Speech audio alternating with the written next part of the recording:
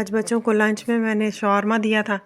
1 cup चावल, ये सारी एक थे और बस अब इनको वॉश कर रही थी। शॉप पे आई हुई थी टमाटर लेने, बड़े क्रिस्पी बनते हैं। और फिर फ़ौरन से घर भेजने के लिए डाला। वो वाले डब्बे भी मैं वॉश करके और बाहर सूखने के लिए हलीम, तो उसको मैं उतारूँ डाल रही थी, प्लेट्स बना रही। बिस्मिल्लाहिर्रहमानिर्रहीम। अस्सलाम वालेकुम, क्या हाल है आप सबका? होपफुली आप सब ठीक ठाक होंगे, खुश होंगे। ये मैं सब्ज़ी के शॉप पे आई हुई थी टमाटर लेने और धनिया पुदीना वगैरह, और साथ फिर मैंने दही लिया 1 kg। और मैंने बनाना था हलीम, तो उस ये 1.5 किलो बोनलेस चिकन था और 1 kg तक योगर्ट जो मैं लेके आई थी वो डाल दूँगी, और 7-8 टमाटर भी इसमें डाल दूँगी। वो मैंने साबित ही डाल देने, और क्योंकि उनका बाद में मैंने छिलका अलग करना है। काट के डालेंगे तो फिर वो छिलका नहीं अलग हो पाएगा। और बस फिर इसमें नमक, मिर्च और हल्दी और 1-1 टेबल स्पून ही सारा डाल के चिकन को फिर मैंने पकने के लिए रख दिया था। और अब यहाँ पर मैं दालें भिगो रही थी, तो इसमें मैंने 1 कप चने की दाल, 1 कप मूंग की दाल और 1 कप ही मसूर की दाल और 1 कप चावल, ये सारी 1-1 कप ही दालें डालनी है। और फिर ये गंदम का दलिया और जौ का दलिया, ये दोनों भी 1-1 कप। और ये गंदम और जौ का मैं दलिया ही यूज़ करती हूँ, और क्योंकि वैसे गंदम का डाला जाए तो वो गलने में टाइम लगता है और ये जल्दी दलिया हो तो पक जाता है। और माश की दाल क्योंकि मैं हमारे यहाँ छिलके वाली यूज़ होती है, तो ये मैं अलग से भिगो दूँगी और सुबह इनका फिर छिलका अलग करके तो ये भी मैं साथ डाल दूँगी। और ये नेक्स्ट डे मॉर्निंग का टाइम है। बच्चों को भी मैं बस स्कूल भेज के हटी हूँ और मैंने गेट लॉक किया है। आज बच्चों को लंच में मैंने शौरमा दिया था और शौरमा उनको बहुत पसंद है, तो जिस दिन उनकी पसंद का लंच होता है तो उस दिन वो बड़ा खुश होकर जाते हैं। तो आज बड़ा बच्चे खुश थे। और आज मैंने हलीम भी बनाना था, तो वो भी मेरी बेटी को बड़ा पसंद है, तो वो भी मेरा था कि मैं आज उसको सरप्राइज़ दूँगी, और जब वो स्कूल से आएंगे तो वो बड़ा फिर खुश होंगे। दालें तो मैंने रात को ही भिगो दी थी और चिकन भी पका के और उसको रेशा करके तो फ्रिज में रख लिया था। तो बस अब हाफ़ काम तो मैं रात को डन कर चुकी थी, क्योंकि हलीम जो है ये टाइम कंज्यूमिंग होती है डिश, इसमें टाइम काफ़ी लग जाता है। तो इस वजह से इसका एक दिन पहले ही थोड़ा सा काम करके रख लो तो आसानी रह जाती है। अब मैं ये जो दालें मैंने भिगोई थी उनको वॉश करके और ये बड़ी पतीली में डाल के, और इसमें लहसुन, प्याज और नमक, मिर्च और हल्दी, इसमें हल्दी थोड़ी ज़्यादा डलती है तो 2 चम्मच हल्दी और 2 चम्मच ही लाल मिर्चें और नमक, क्योंकि चिकन में भी डाला हुआ है तो फिर मैं बाद में, तो चिकन में भी नमक मिर्च है, तो बस फिर इनको जब मैं मिक्स करूँगी तो फिर मैं चेक कर लूँगी कि अगर कम ज़्यादा करना हो तो कर दूँगी। और यहाँ पे नाश्ते के बर्तन सारे इकट्ठे किए थे और बस अब इनको वॉश कर रही थी, और साथ साथ हलीम पकने के लिए रख दिया था, क्योंकि हमारे यहाँ गैस का बड़ा एक इशू है। गैस चली जाती है तो 9 बजे या 9:30 बजे तक चली जाती है सुबह को। तो फिर ये मैंने जैसे ही बच्चे गए हैं तो फ़ौरन से ही रख दिए हैं, ताकि दालें जितनी अच्छी पक जाएं तो उतना अच्छा हलीम का टेक्सचर बनता है। तो ये फिर क्योंकि 4-5 घंटे तो लग जाते हैं हलीम को पकने में, और जितना अच्छा पका होता है उतना ही उसका टेस्ट अच्छा आता है। तो बस यहाँ पर फिर मैंने सारे बर्तन वॉश कर लिए थे और सिंक को साफ़ कर लिया, और बस उसके बाद फिर जो किचन की क्लीनिंग का काम जो मैं आमतौर पे करने के बाद खाना पकाने के लिए रख देती हूँ, आज वो फिर मैंने पहले दालें वगैरह गलने के लिए रखी थी और उसके बाद फिर मैंने किचन की सारी क्लीनिंग का काम किया।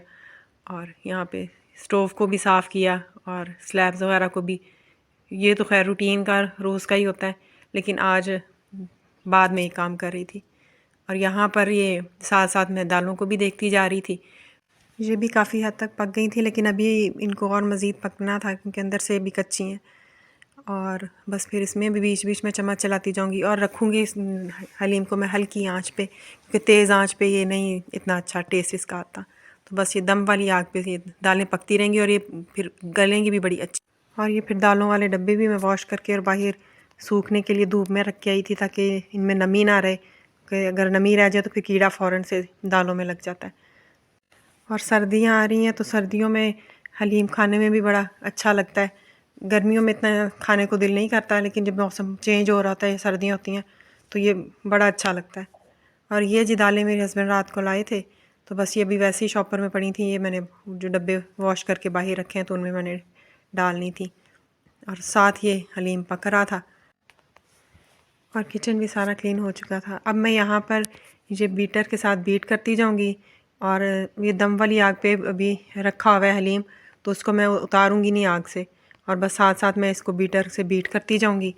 और ये फिर रात को जो मैंने चिकन को रेशा करके पका के रखा था, तो ये भी मैं इसमें ऐड कर दूंगी।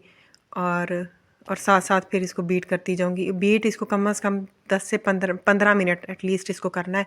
ये है कि बीच में मैं थोड़ी देर इसको रेस्ट दे देती हूँ, उसके बाद फिर इसको बीट करने लग जाती हूँ, 4-5 मिनट कर लेती हूँ, फिर रेस्ट दे देती हूँ।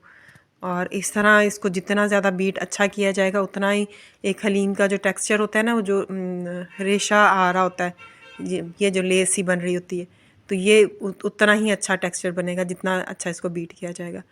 और यहाँ पर मैंने प्याज की कटिंग कर ली थी इसको ब्राउन करने के लिए, और धनिया, पुदीना, अदरक और हरी मिर्चें, इनको भी अब मैं साफ़ करके तो बस ये भी बना के तो ट्रे में रख लूँगी।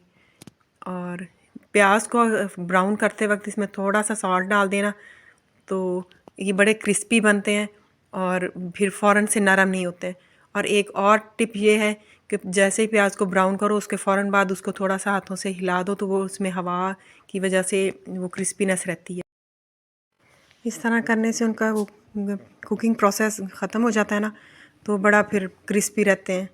ये दालों के डब्बे भी ड्राई हो गए थे, तो बस इनमें भी मैं दालें फिल करके और इनको भी कबर्ड में रख दिया था। और ये जी फाइनल लुक होनी चाहिए हलीम की। और रेशा भी कितना अच्छा बन रहा है इसमें अब। और फिर ये हस्बैंड नान लेके आ गए थे, क्योंकि बच्चों को हलीम और नान बड़ा पसंद है। और फिर ये मेरे हस्बैंड के कज़न आए हुए थे, तो ये मैंने उनको साथ पैक करके दिया। और ये फिर हस्बैंड के और ये मैंने फिर मेरे हस्बैंड के भाई और भाभी के घर भेजने के लिए डाला। और बस ये भी फिर मैं उनके घर भिजवा दूँगी, क्योंकि वो भी बड़े शौक़ से खाते हैं हलीम। और बच्चे स्कूल से आ गए थे, तो बस फिर उनको भी मैंने सरप्राइज़ दिया, तो बड़ा खुश हुए वो। और बस फिर ये मैं उनके लिए डाल रही थी, प्लेट्स बना रही थी, और बस उनको भी मैं अब दूँगी। और मेरे हस्बैंड तो खैर नान के साथ खाते नहीं हैं, क्योंकि उनको तो जब हलीम बनाओ तो वो उनको हलीम बहुत पसंद है, तो वो तो फिर चम्मच के साथ ही खाते हैं, वो नान भी नहीं लेते हैं, इतना वो शौक़ से खाते हैं। और हलीम अच्छा भी नहीं लगता जब तक कि इसके साथ बाकी सारी ये धनिया, पुदीना, अदरक और प्याज वगैरह ब्राउन ना किए हों, तो इन्हीं के साथ ही फिर इसका टेस्ट ज़्यादा अच्छा लगता है। और उम्मीद करती हूँ कि आपको मेरी हलीम की रेसिपी पसंद आई होगी। आप इसको लाज़मी ट्राई कीजिएगा, देखें आपकी भी कितनी तारीफ़ें होती हैं। और बस यही था मेरा आज का व्लॉग। उम्मीद है आपको पसंद आया होगा। तो अगर पसंद आया हो तो लाइक, शेयर और सब्सक्राइब लाज़मी कीजिएगा। अल्लाह हाफ़िज़।